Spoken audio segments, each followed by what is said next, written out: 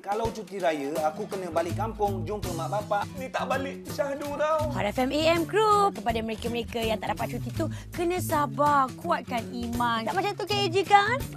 Yelah Farah. Mak, pasal menantu ni kan, boleh tak kita jangan paksa tau Mak. Nanti bila dah ada nanti Ifah tunjuk dekat Mama. Nah, boyfriend Farah. Apa kata sekarang ni kau upgrade diri kau sikit, kau kasih tampal makeup sikit. Adulah lelaki tu dekat dengan kau, babe. Kat sebelah tu sekarang dah makin meletup lah cantiknya. Dah transform. Aduh, tak nampak ke? FBI bagi info dekat AG mana aku pergi selama ni. AG, kau suka kat aku kan? Tolong sikit Tolong apa? Tolonglah, pujuk si AG tu. Kau jangan nak menggepek lah. AG tak pergi.